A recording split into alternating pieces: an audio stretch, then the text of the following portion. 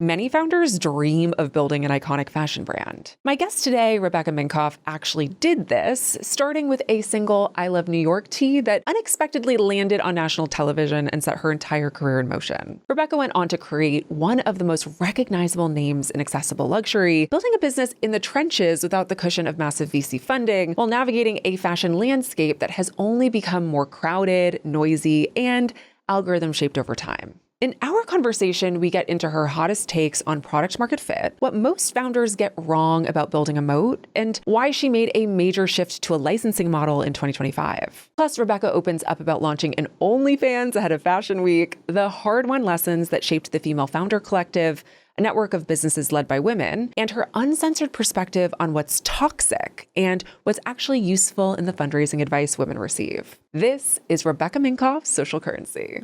Rebecca Minkoff, welcome to Social Currency. I am excited to be here. I read that you learned to sew at age 8. Yes. Did you know from an early age that you wanted to get into the fashion industry? I did not. My uncle, I remember him telling me, like, you've got a great sense of style. Like, maybe you'll be a designer. And at the time, like, you're 8. At least for me at the time, it wasn't that I was like, oh, that's my path.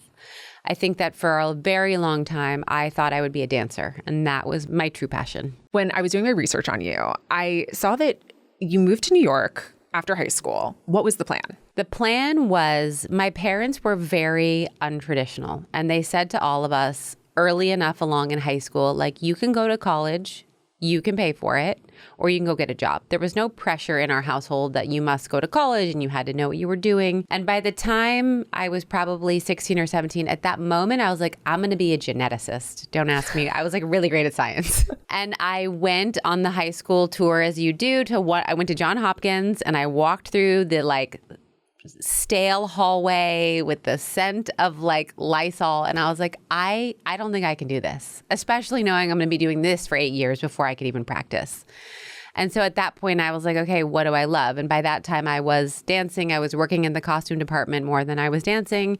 And I was like, you know what, maybe I'm going to pursue this. And I didn't have a plan. I think what made the plan real was my brother coming home one night with a phone number of a designer. And he said, hey, I was at this party. He'll take on interns. Call him.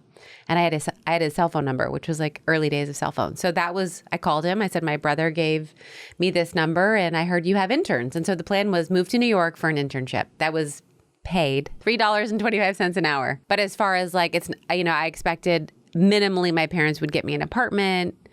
I just thought that seemed normal. Obviously, I wasn't aware of the exorbitant cost of living in the city. They're like, we're not getting you an apartment. Like, figure it out. And so I had to figure it out. I lived with my friend in his dorm at Fordham. He would sneak me in.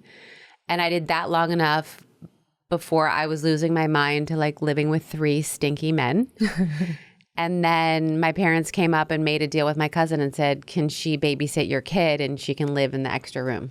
And that was the plan. Wow. Okay. Yeah. So you were at this internship making just over $3 an hour, which is wild. I mean, I know inflation is crazy, but hearing that number, like you can literally buy nothing for $3 now. That's a little mind blowing. So going back to the internship, was that where you really got your hands dirty in the creation of fashion? Also, what kind of products did they make? The name of the company was called Craig Taylor. They made men's shirts for women. I guess these days it's called the boyfriend shirt, but he made very expensive versions for Texas ladies, $700 to $800 a pop. He had a great business at Nordstrom and Neiman Marcus. And so the design there wasn't a lot of design because it was more about fabric and trim and variations on that. But that's where I got to work in every aspect of the business. My first assignment was the shipping room, which I was pissed. I was like, I just moved here to like ship some boxes? What? But it gave me a great idea of how to ship. Then I was reorganizing the supply closet. Then I was cutting swatches to send out to vendors. Then I was calling vendors. Like I literally got to put my hands in every aspect of the business, which I think set me up thinking I knew it all when I left, that I knew exactly how to run a business. But it gave me a taste of like, this is what's needed for something to occur. When you eventually do leave and you are starting to create your garments on your own, did you feel as if the business side was something that you knew then from your days as an intern, or did you kind of have to learn it on the go? I failed miserably at the business part of this, and I got into a dark deep hole, about $60,000 in debt. I had saved about $10,000 to $15,000 like from my bat mitzvah money, through, I don't know, however many years. And I blew that the first year on things that I definitely didn't need. I wasn't being extravagant, but I was like, oh my gosh, I got to get ready for all these orders that I haven't gotten yet. Let me buy the fabric now. Let me grade the patterns up for all the sizes now. I didn't need to do any of that. I just needed to get some orders and then figure out what I should make. And then my dad co-signed on a credit card, not to pay it, but just like, hey, I got her if she can't. Mm-hmm. And that's when the debt rolled up because I was like, I'll figure it out. And then I was like, oh my gosh, I'm fucked.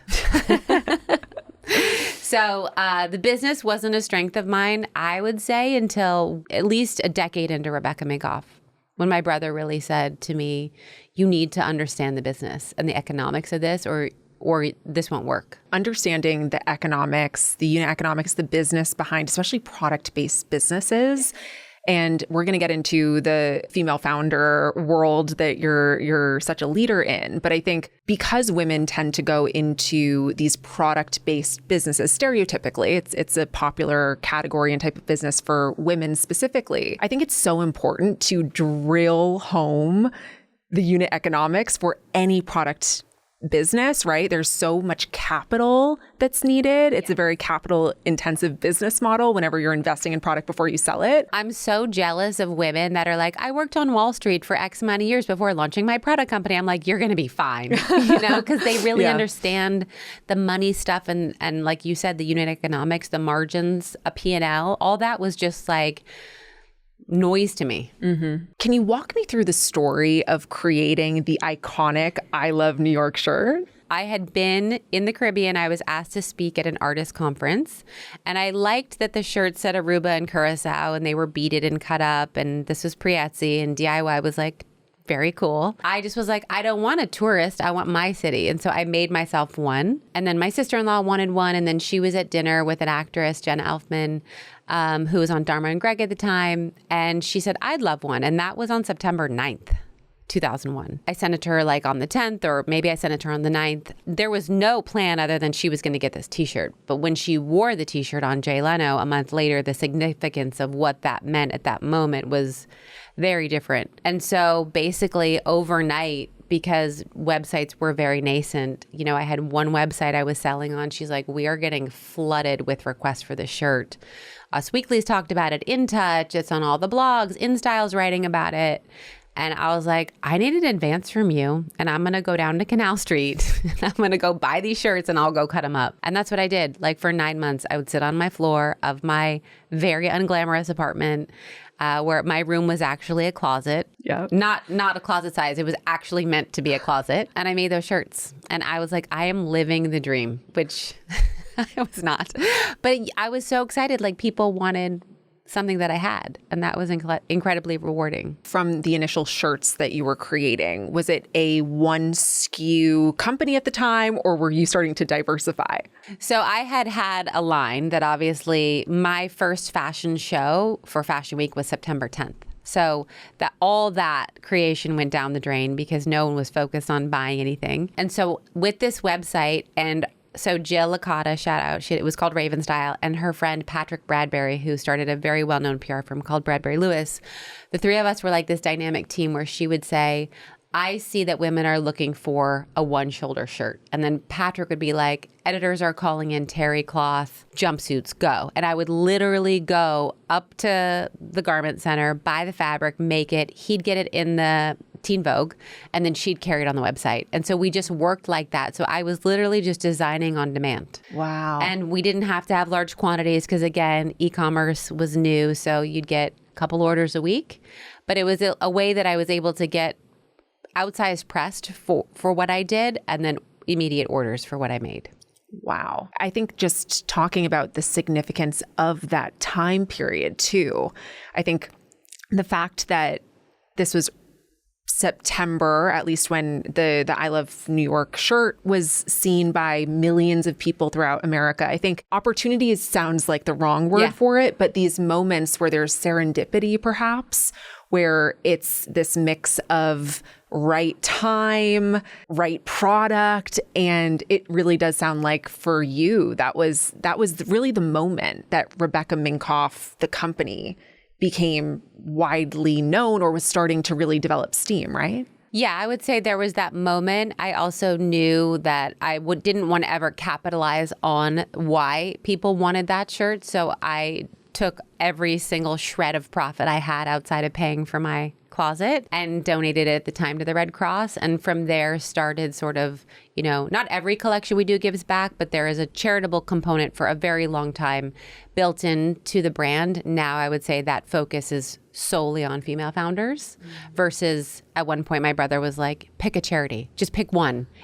We're not like, we are the world here. Yeah. So now I'm like, okay, it's just women, it's just founders. But I think that I couldn't capitalize on a moment like that without knowing that it was going to go back to what had just happened. And it's not like suddenly I was an overnight sensation. People just didn't hang up on me when I called them to say, I have a line, can I come show it to you? Like it got my foot literally just in the door before they were going to shut it on my face.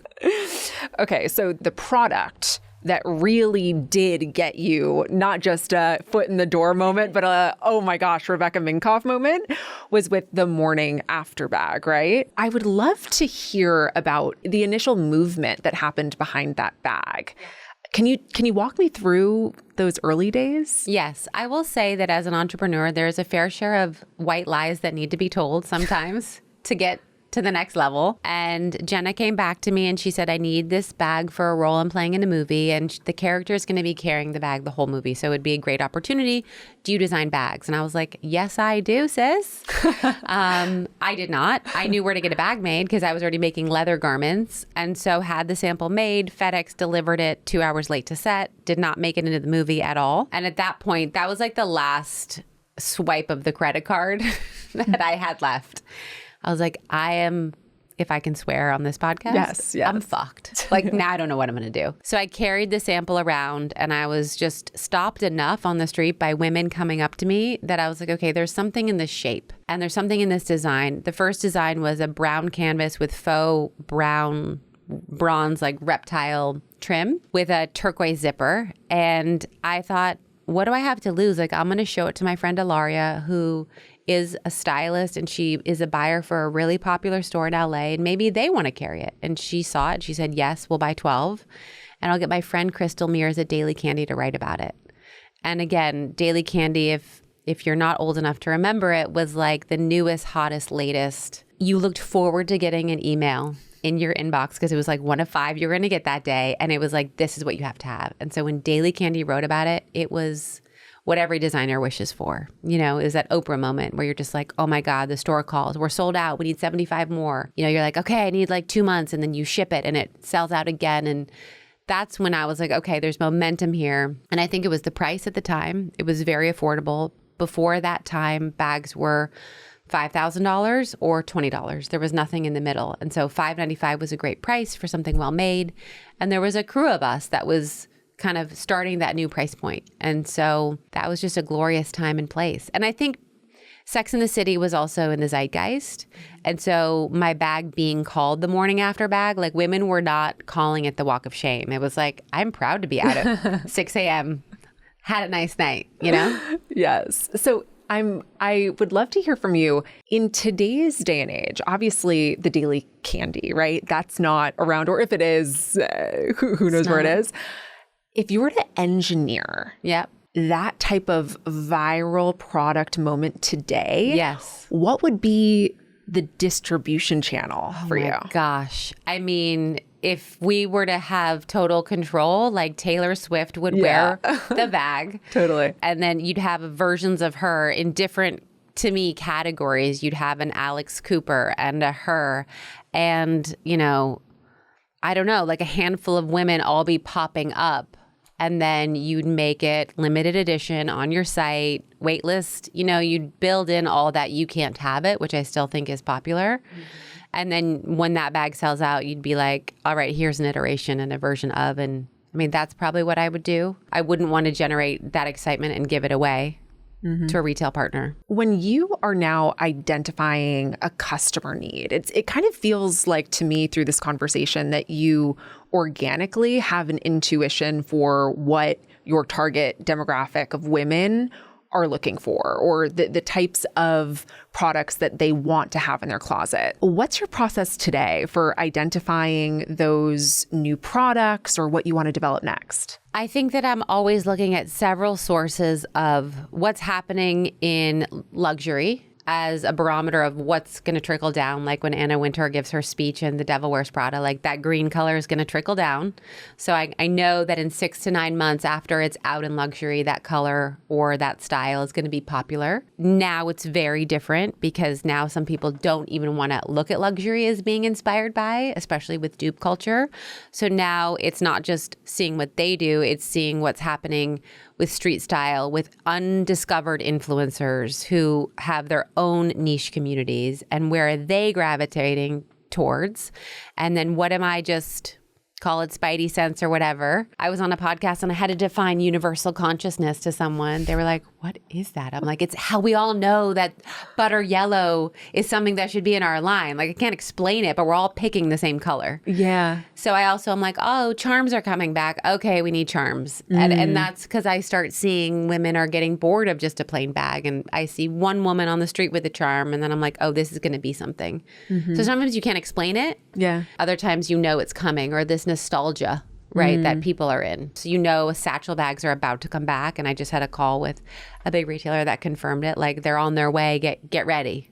Wow. So it's just a mix of many business data points, inspiration, and then you know your customer, maybe they can never afford something that's 5 times more expensive. So if you're following into a trend that they can buy, you know they're going to come to you for that. That's why fashion for me has always been so fascinating from the business perspective. Yeah. Because in so many ways, you're like the psychic of consumer culture and consumerism, because you have to create products. Obviously, there's a lead time for any type of product that you're creating, but there's this element of sensing something before people even want it. I am fascinated by consumer culture. It's what I talk about a lot on this podcast and on my socials. And I will often go to, just to name some specific ones, like Pinterest trends or Pinterest predicts, for example. And that's not necessarily just fashion, but I'll look at that. But there's a part of me that thinks, even going off of that, I'm still a little bit behind the 8 ball, because those reports are generated based on user searches. So it's more so solidifying what people are already looking for. Yeah. But that's still, a half step behind, because you want to get to it as people are searching for it, not when it's generated. You do and you don't, because with some of this, if you're too ahead, it doesn't resonate. And there have been times where I'm like, we are so innovative and we really push this. And then no one else did it. And then 6 months later, or, for instance, we had QR codes in our bags in 2018 and 2019. And people are like, why would you have a QR code in your bag? And I'm like, it's to identify the bag as being real, so that when you go to resell it, you can scan it. There's rewards you can unlock. There's content you can unlock. It's like every time you scan it, it's almost like you're getting points for wearing it. And people were like, looked at us like we were crazy. Then it takes a pandemic for people to be like, oh, QR code, great. Let's put it in all the bags. Now they're on every menu, you're QR coding everything. Yeah. So I think that sometimes it's that frustrating, like you're too early to something.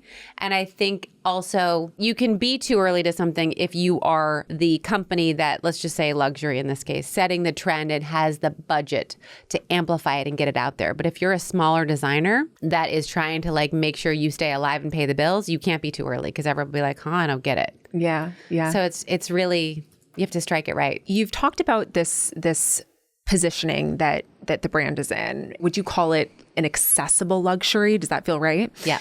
So how do you think about this? Because from what I can see, it seems like when you were starting, that space was a lot less crowded than it is today. Yes. How do you think about differentiation today being in that accessible luxury space? I think it's quality for the price.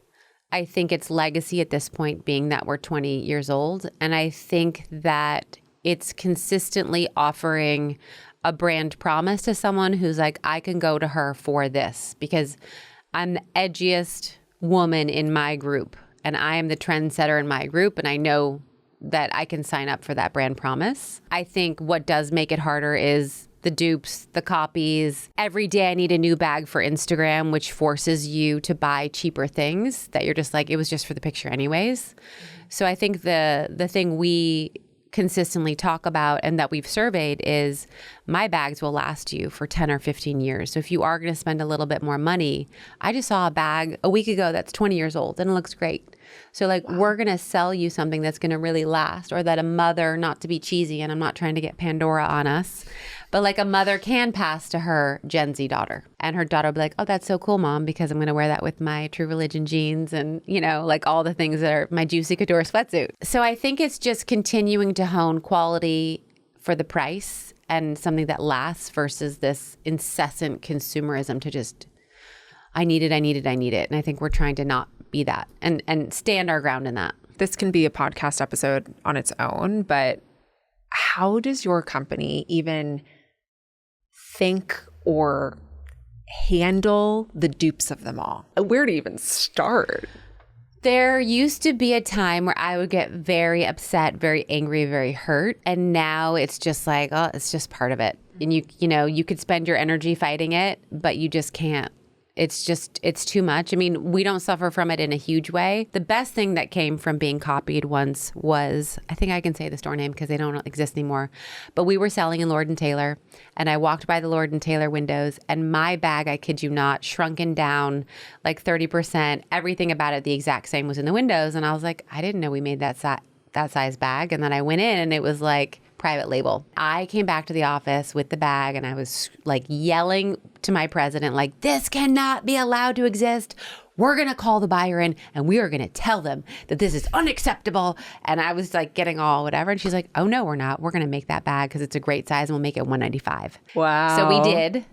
It was my bag anyways. And that was the year, like the growth just, it was insane what happened. No one had a $195 crossbody. And crossbodies was, you know, with the age of the phone and walking around and wanting to be hands-free. Sometimes I'm like, thank you for copying my bag. You out-duped the dupes. I out-duped the dupes. Your company has done so many clever, innovative things on the marketing front and legitimately within the operations of your company. And one of the ones that I read about was in 2021, your company launched an OnlyFans ahead of New York Fashion Week. So I need to hear more about that. We got a call from OnlyFans. They were at that time were like, we are making a strong pivot away from adult only content. We're going to enter the creator universe. And I was like, so adult content is no longer? And they were like, yes, like phasing it out, not going to happen. Across the whole website. That was the plan. So they were putting big budget behind creators to do a fashion week, show behind the scenes only snippets, exclusive stuff. So it paid for our entire fashion show. They even had a series that I was a judge on where we were judging up and coming talent. Then it was like, just kidding. We're back to adult content. And I was like, this is not for me. Like, you do you, but like, I'm not trying to contribute to a platform that does that, especially as a woman. And so that was where it started and stopped. But I wanted to take a chance because I was like, hey, I'm here for it if this is the model that you're going to. It's like an alternative to a Patreon. Yeah, well, when I was reading about it, I thought it was brilliant. Yeah. And like more brands should be doing it. And I have no idea if this is even the case, if brands can even, or now it's actually almost the exact opposite of what they told you, where now they're not allowing brands on the platform because it's mostly or all adult only content. But I just thought that was fascinating. And I loved that your company did that as a marketing channel. I think that was brilliant. And it got us a lot of buzz, like, because people were like, whoa, what's this crazy thing? Yeah. But at the time it served its purpose. We got a lot of press. Our fashion show, which is, healthy six figures, was covered. And so I think that sometimes you have to take those risks, especially with the opportunity. There's a company called Passes now that is offering no adult content for creators to monetize in an interesting way. I signed up for it. I have not done anything because I like reached maximum bandwidth, but it's on my to-do list.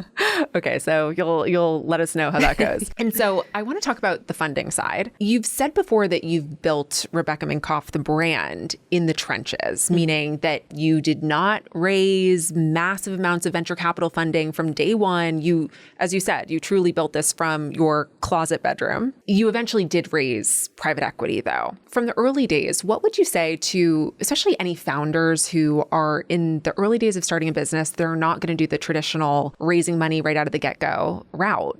What would you say your experience without raising the money right away taught you about being scrappy, about discipline so early on? You need to find product market fit. You don't need to raise money. And I tell this to every single founder. If I hear another founder like, I just need to raise this money, and then no, find a product that fits, establish heat around it. Yes, you're going to grow slower. I'm so sorry that you have to like extend your patience timeline. There's this like drug that people are like, I have to build it fast and huge right away. And I'm not going to figure out how to make the money. But like it forced us to look at profitability. It forced us to find the products that resonated with the customer. And yeah, there was a lot that we went without. There was a lot of reasons why we did an OnlyFans thing, because we didn't have the funds to pay for a grand fashion show, or, you know, you definitely are making tough choices. But every time we've had shoestring budgets, like, you know, obstacles of like, how are we going to do this? It's where we have always been the most creative. And even to this day, that thinking is like that. Like my budget for next year is bigger than it's been in a long time. And I almost feel paralyzed by like, now I have this budget. Like, what am I going to do with this marketing budget? You know? And I almost can't come up with an idea. Whereas this whole year, I had very little and I was like the most creative I've ever been. So I just tell someone, you can be extraordinarily creative. Just get the heat and get the customer. And then it's easier to raise money. Then you sell a little of your company versus a lot for a, you know, bigger amount. And yes, you will feel pain because there are opportunities that go away, and you will feel the pain of like, can I make payroll? But believe me, when you take money, you will also feel pain. When you raised private equity, what was the state of the company at that point? I think we were valued at 40 million. We were maybe doing 20, 25. That was when the valuations were wild. Like this is the beginning of the Kate Spade, Michael Kors, Marc Jacobs, Tory Burch. Our fundraise process was very easy because we were riding that momentum. You know, VC wasn't a conversation for the space at all. So it was private equity, and we found what we thought at the time were great partners. And we were specifically taking that money to build out stores and to like really revamp our e-com because we knew that that was where things were headed. When you said right before this that when you raise money, there's also pain there, what do you mean by that? I think that you don't expect, like when you're signing your papers, which are more contractual than any marriage, you know, there's a lot of things you're like, that's in 7 years. In 7 years, we'll have sold the whole company, you know? So there are things like a drag right, which they could have, they didn't. They could have sold the company at year 7 for $1 more than they bought it from, and we would have gotten nothing, you know? So things that you're just like, you know, I don't know, that's never going to happen. Or there were meetings that we would have that they were like, on a spreadsheet, this is not profitable, this isn't profitable, this isn't different verticals we had. So shut down everything and just do bags. Well, then we're not a lifestyle brand, and we're actually investing in these arenas like shoes and jewelry and sunglasses and clothing to tell a brand story, which is going to make us much more valuable later. If you're a board member with no fashion experience, just looking at a spreadsheet, you're just like, sorry. Yep. Yeah. Things like determining if you get a raise or a bonus. So, you know, at the time you're like, oh, they would never not give me a raise or a bonus. But that was what we signed on to. And so for 9 years, I did not get a raise or a bonus. So like, those are the types of things that you're just like, maybe I should have read the fine print a little bit finer. Yes. Everything we just spoke about was your first infusion of private equity Correct. capital. But I read that there was a larger majority fusion of capital. So what happened then? We were in the wonderful time of COVID. I would say March of 2020, 70% of our business evaporated overnight. We thought we would probably lose the business. We had to do obviously layoffs and pay cuts and all that fun stuff. The silver lining in that was like we really got very laser focused on our customer, on everything she wanted. For the first time, we asked ourselves every day, what happened on our website? Not who were we serving at wholesale, which had been the dominating conversation. And that changed how we operated. And we were actually becoming incredible at that. And then we were not hit with supply chain issues. And then end of 2021, we were hit with, you know what, we're going to send you 3,000 of 300,000 units. Sorry. We just didn't have enough, with the quotas that they were allowing factory workers in, people with bigger money and budgets that could get ahead of us in line. And so you're just like, Q4 is where we do 70% of our business. We need a strategic partner. We don't need an infusion of capital. We need a partner that has the muscle to have a Hong Kong office and have sourcing capability and diversify our factory base. So that money was critical because it allowed us to do that and allowed us to partner with a much bigger company. That's what they do. That's the structure that they built. So they acquired 65% and I'm still hanging out. Yeah.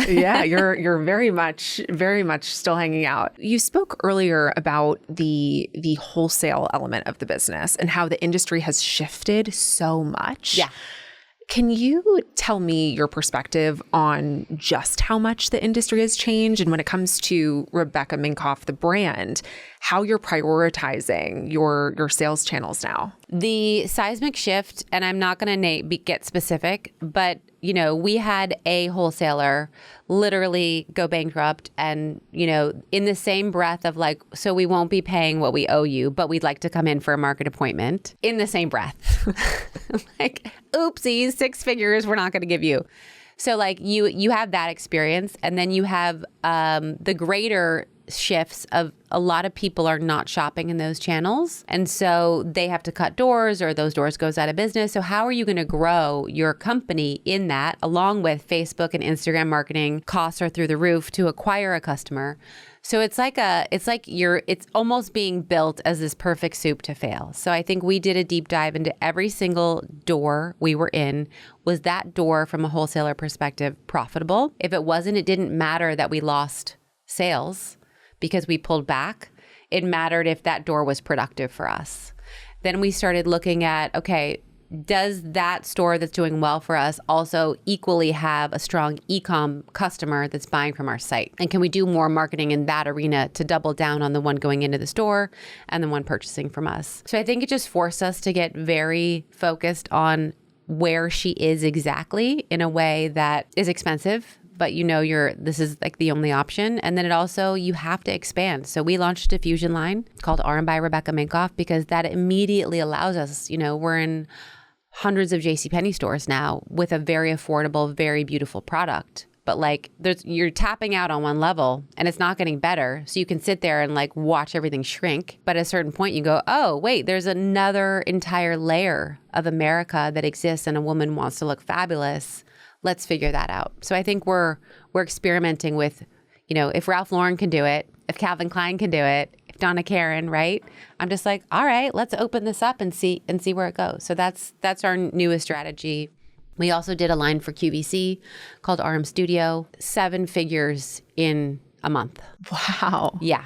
That's amazing. It's crazy. So when you're that's a whole other world, hello. I know, the power of QVC, man. It's so interesting because I was talking to the CEO of Whatnot, which is a live streaming platform. And we were talking about QVC and just how if you are in that world, you know how massive it is. Yes. But there's obviously been this shift where less people may or may not be tuning in the traditional way, which is television, right? But there's still a huge market there. And I think brands like yours are so smart to tap into that because it's this captive audience of people who are very much wanting to shop. We have been selling my bags there for 5 or 6 years. So, and that's a very high price point for the QVC customer.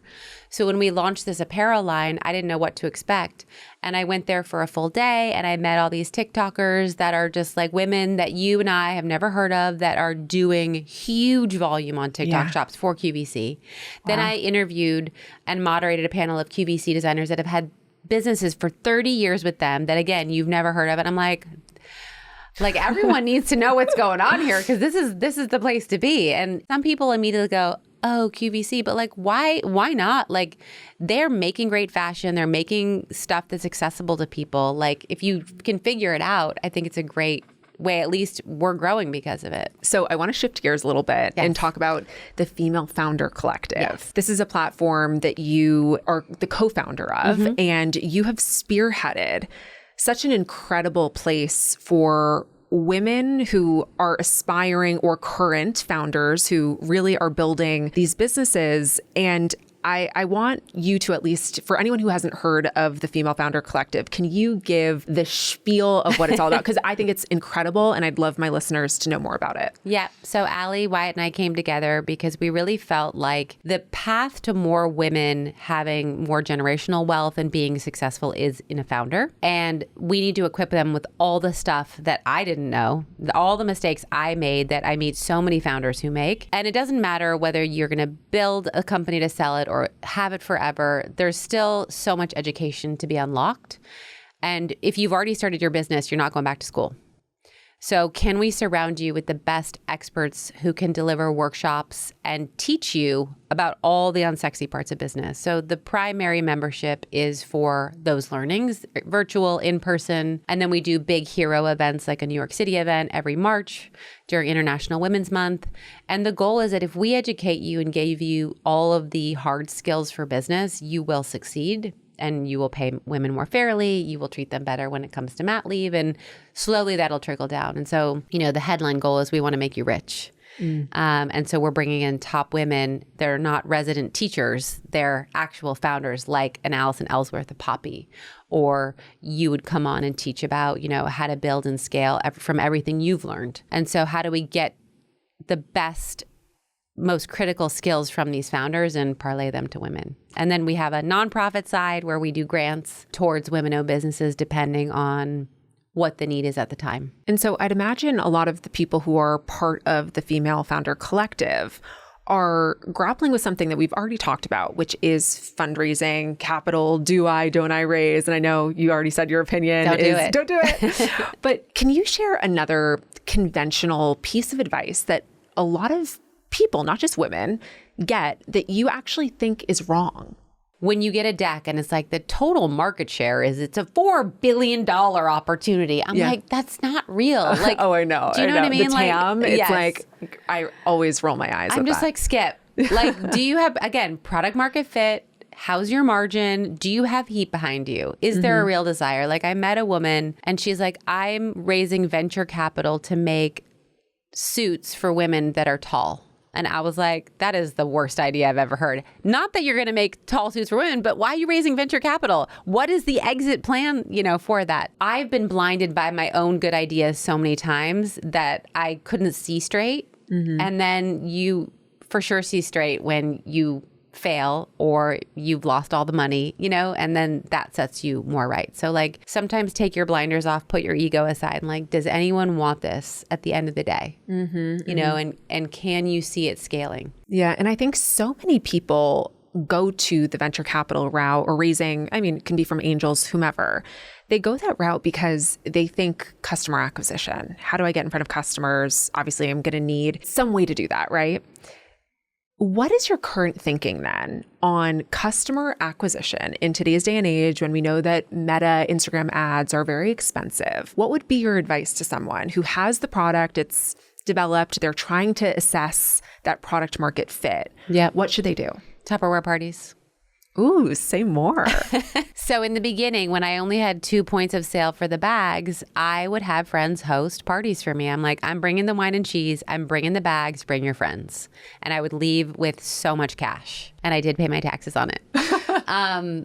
And I think that outside of a Tupperware party, like the more you can interact and get to know your customer, you're going to learn so much, So maybe you don't have friends in 10 cities, but do you have a boutique who will throw you a party? Can you throw in a charity and get the Rotary involved or the ladies who lunch?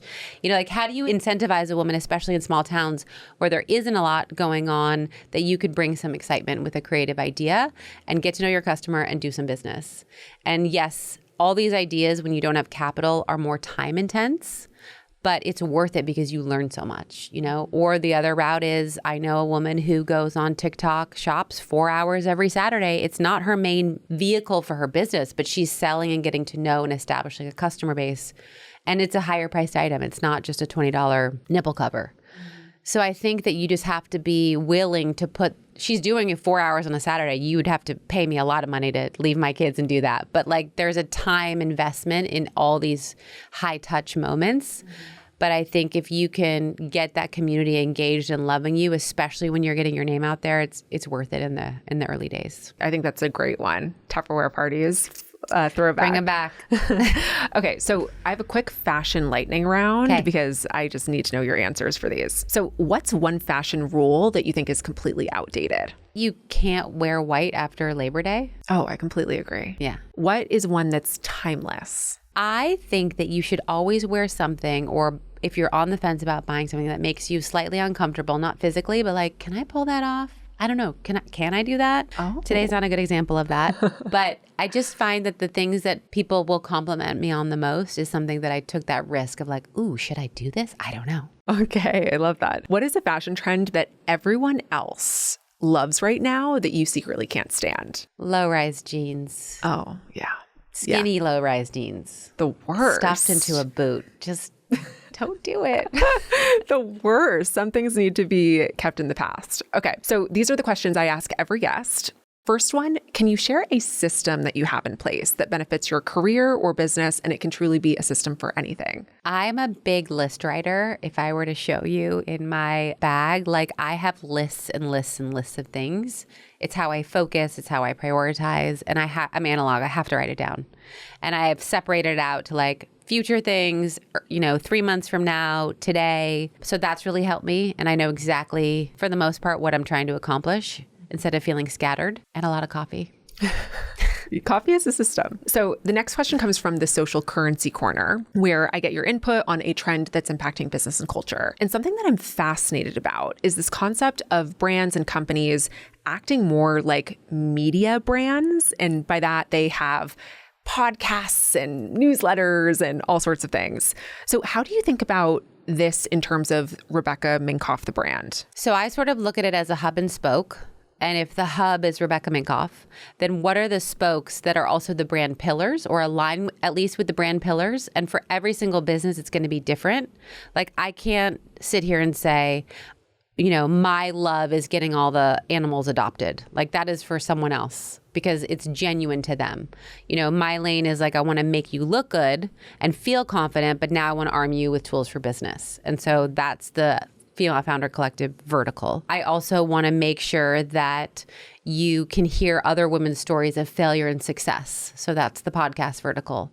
Then I have a Substack newsletter called A Little Bit of Everything, which is really just everything I'm buying that I like. And I weave in, obviously, Rebecca Minkoff. I'm not there to sell you Rebecca Minkoff. I'm going to talk about it if it's something I'm excited about. And then I have a LinkedIn newsletter. And that's really, again, female founder horror stories, because I think that needs to be told. So I think for me, as I've been in a position to expand, I look at it and I go, does this match back to the brand promise of like why this woman comes here and who she is and what she's looking for? And if I can't match the two, then I don't do it. Like I have an idea for a completely different consumer brand, but it has nothing to do with this one and it would never match. So like today is not the day to launch that, I have to hold and maybe that'll be launched and you'll never know it's me, but Pseudonym. It'd be a pseudonym. So I think I just always ladder it back to like, what is the brand promise and how does that world exist? And you have to do that own work for yourself and your own brand. I love the way that you just explained that. That's fascinating. Okay, so let's end with a listener question. This question comes from Sarah. I'm a first-time founder of an accessories brand with a small audience, but a line of products that people genuinely love. What's one thing that you would do to turn early product market fit into momentum? I know you just mentioned the Tupperware parties, which is perfect, but anything else that you would recommend? I think that early on, we were able to grow our wholesale business because we came to these stores, and this, again, a lot of time, 30 cities in 1 year, where I was at the stores and we were doing girls' nights out. And no designer was offering to come to a Saks or a Nordstrom. Yes, luxury would send a representative, but it was very rare for a designer to be like, I'm showing up, we're having cocktails and champagne and a monogrammer and a DJ, and we're going to party, and there's a braid bar. And so I remember I went to Birmingham, Alabama, and 500 women came. So I'd say find those small cities where it's really exciting for them to meet a designer and like show up at that boutique or that store, and they're not going to say no. They're like, you're going to bring a crowd in? Great. You're going to show these women how to wear something. And I did learn that a lot from Craig Taylor. Like, he was never in the office. He was on the road like a rock star for Nordstrom, just meeting these women. And he was the one in the fitting room, and he was the one recommending. And I mean, at $700 a pop, you want that designer telling you what shirt you should get. I think it's still relevant today, and especially for Main Street USA, like they need the traffic and they need the reason to be different. I love that. Rebecca, thank you so much for coming on. You. This has been incredible. I am going to link everything in the show notes. Yeah. So your handles, Rebecca Minkoff, the brand handles will be in there. And my ask for the audience is, well, twofold. If you are a female founder, an aspiring female founder, please check out Female Founder Collective. So many great resources. Obviously, we talked about that a bit here. And I'm a personal fan of the Rebecca Minkoff brand. I love the bags. I think I have been a fan truly for like the past 15 years. So go check those out too, because it's around the holidays and you're going to want something for a gift. So thank you. You're the best. Thank you so much for listening to today's episode of Social Currency. I've been wanting to launch this show for so long. I can't tell you how excited I am to do this and how thrilled I am that you're actually here listening. It means the world to me. If you liked what you heard today, please rate and review the podcast because it massively helps to support the work I do to bring the show to life. And if you want to keep up with the hottest business lore in real time, follow me on Instagram at Sammy Cohen Talks and subscribe to my newsletter, Social Currency, which is linked in the show notes. Social Currency is a production of Social Currency Media and Money News Network. The podcast is hosted and executive produced by me, Sammy Cohen. Social Currency is produced by the Money News Network team. See you next time.